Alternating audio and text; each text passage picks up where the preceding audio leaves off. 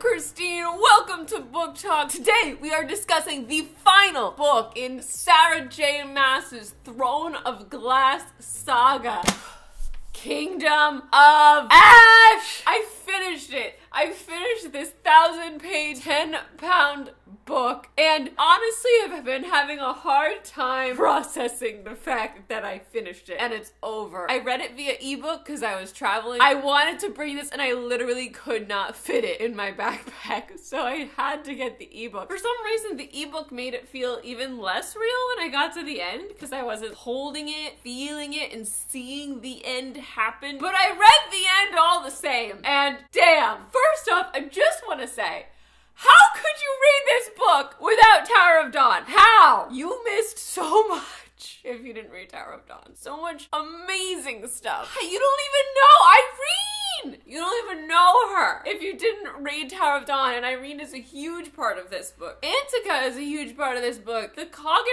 Army. Kale! Do yourself a favor, and if you haven't read Kingdom of Ash yet, if you haven't finished Kingdom of Ash yet, but you also haven't read Tower of Dawn, put this down and go read Tower of Dawn. And then please go watch the 40-minute video I put together about Tower of Dawn, because I spent a lot of time on that. Thank you. Thank you. If you don't know, I have book talks for every single other book in this series. This is going to go down as one of my favorite series of all time, for sure. I love these characters so much. All of the characters. That's a feat, to love all of the characters. Aedion, maybe not as much as everyone else, but all of the other characters I love. Even the rando ones, like Evangeline and Ren and Murtaugh. Why do I care about Murtaugh? I don't know, but I do. Because Sarah does an amazing job of making me care so much about everyone. Except Aedion, who I'm still like, bitch, did you really say that just now? Did you? Everyone's arc in this book was so grand. Reading these battle scenes, my brain would rearrange images from The Lord of the Rings. The entire book was the final battle. By the end of this book, I felt like I knew the layout of the entire country. I could see Orinth and Morath and Perrinth and Rifthold and Antika in my mind map. As a whole, this was definitely the most solemn of the series. Shit is real. Everything has gone to hell. It takes every country ever coming together to defeat the force coming at them. And it leaves little room for lightheartedness, smut, and snark. Even the smut that we get in this book is so serious because everything is life or death. Everything hit really hard in a way where I would read it and almost feel like I'm invading on their private moments, you know? I love what Sarah did with Celaena's character in this book. I love what she did with the lead and Lorcan and so many. All of our characters arced in this fulfilling, satisfying way. Dorian, this was a fantastic finale. It was full of war, and for that reason, it's not my favorite book in the series. My favorite, I think, will always be Queen of Shadows. It's just perfect. I love Queen of Shadows so much. I love Throne of Glass. I love Tower of Dawn, but this was heavier. There were parts you had to trudge through, but you were trudging right along with Aedion and Lysandra. They went through so much. They had to trudge through so much shit. Everyone in their storyline, I felt so bad for them. I don't want to ruin anything for you. If you're here, I'm assuming you've read some of these books already. If not, go read them. Start with Throne of Glass. If you haven't read Kingdom of Ash yet, this is your exit. Go read it, devour it, come back, and we can discuss it together. I'm about to get into spoilers, so continue at your own risk. Goodbye, non-spoilery people. Goodbye. Goodbye.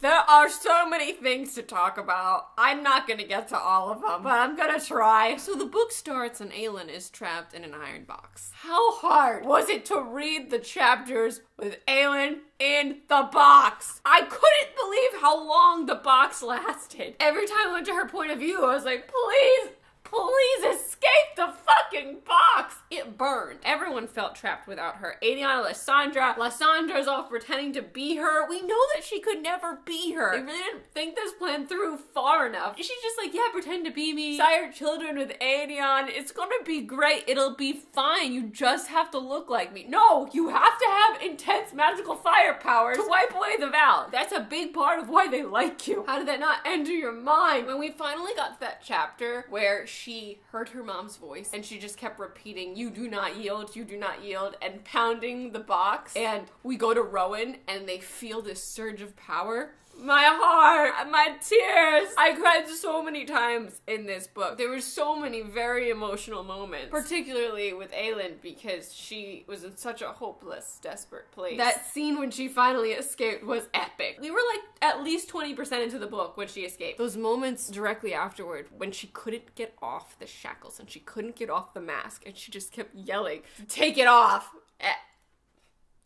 It was so heartbreaking. You know, in Empire of Storms, we were all kind of bored with Aelin because she had reached this apex where she wasn't even relatable anymore. She was a god, basically. She was so happy and she was always on top of things. It was like she had overcome all of her human flaws and issues, and in this book, she's pulled out of that godlike status and thrown back down into her previous one where she feels powerless. All of a sudden, we feel for her again. We are rooting for her again. From a storytelling point of view, we really needed that to get back on board with her as our lead. Sarah put her through some shit to get her there. Did you think that she wasn't going to use her powers at all until the very end to make this grand finale gesture? Because as soon as she gets out, her magic has been building up to the point where there's so much pressure inside her. If she doesn't release it, it will kill her. So she needs to have this release, and she glows inside that cave and swims in the freezing water, but then she doesn't use her flames again for a while. They meet up in Aniel and they're talking about that dam. As soon as they mentioned the dam, I was like, that dam's gonna break. One way or another, it's gonna happen. You can't have the dam and not have it break during the battle. And when Aelin showed up, I was like, she is going to evaporate the dam. I was just waiting for it. There was a little part of me that was like, but we're just reaching maybe the middle of the book. Is she gonna get back to using her powers this early? But this is her powers. This is the grand show of Aelin Fireheart, because after this, she doesn't get to battle with her powers. In the final battle, it's not about the magic. It's about her and her strategic skill set and her ability to take on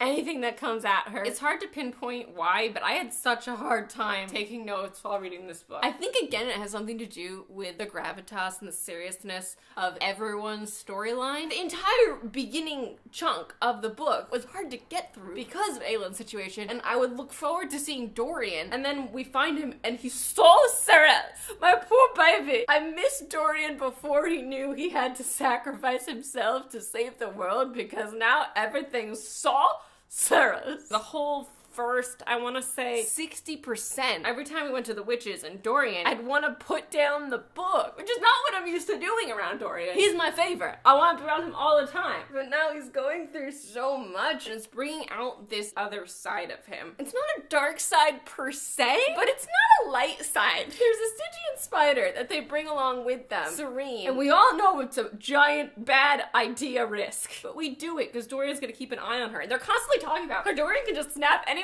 neck at any time and just do anything. He has so much power. It's out of control. There's that one night where he's sitting talking to the spider because he wants to learn how she shifts, and he's trying to study her magic, and then he realizes she's Val, and he just kills her. He just murders her. And I'm not saying that was the wrong move. I'm just saying it was hard to watch Dorian's thoughts get so dark and so intense so quickly. He was so humorless, and I know it makes sense, but it was so sad and hard for me to watch him going through this. I was so proud when he started to master shape-shifting. It was super exciting, but also scary, because I was kind of on Manon's side. I didn't want him to go to MAAS, especially alone. And Manon couldn't go with him. I was expecting her maybe to go with him for a long time, even to sneak in with him, to not tell him she's going with him, but to go with him. But she doesn't. They're both just so honorable and dedicated to their causes and not letting their emotions get in the way of any of their decisions. I keep wanting to go into Manon's storyline, but I'm trying to go character by character here. Dorian, much like Aelin and Selena, has lost that which makes him him in a way. They're both lighthearted, snarky assholes a lot of the time, and because the situation is so dire, they've been forced and or traumatized into these sadder versions of themselves. It's just hard. It was hard to read, and this is why this book is not my favorite in the series. It's hard to see your characters be run down and have to pull themselves up by every shred of their determination. He's a badass in this book, don't get me wrong, but it's a hard journey for me. Every I reference a sorcerer. I'm just like, who even is that? She's been gone for so long. She was here for like a second. Dorian has this thread of unfinished, unresolved anger with his father going through this book, which is understandable because his father ruined everything and, you know, let a Valg possess him. But he also knows that his father claimed he was fighting for Dorian all along. He wasn't lost to the Valg. He was in there. But Dorian didn't know whether to believe him or if that was just a Valg trying to get him to not kill him in the end. But it was real. His dad was fighting the Valg all this time and doing his best to protect he and Hulin all along. Side note, let me just step over here for a second and ask, where the fuck was Hulin in this book? I spent time theorizing about Hulin and his role in literally anything in this book. He doesn't even ever come back. Where the fuck is he? Who's he staying with? Why don't we know anything about him? Why was Hulin even an existing character if we were never gonna see him? He was just a tease out in the mountains. We talked about how he was like Joffrey, but we never saw that come into play. Is there like a new series coming about Dorian and Manon? I'm trying not to jump ahead, but I don't feel resolved there. They didn't get a complete bow on the end of their story, and I wanted it. I wanted that for Manon. I want that for Dorian. They're still growing. They've arced in a lot of ways, but their relationship has not arced. I'm here for that, and we didn't get it. The absence of Hulin being in this book makes me wonder, is Hulin, can he be an antagonist in another series where we follow the rebuilding of the witches in the Wastes and Dorian and Ardalan and Kale and Irene and their child, and I want that. I want that. Sarah, is that something you're doing? Are you open to this idea? What was I saying? Dorian and Morath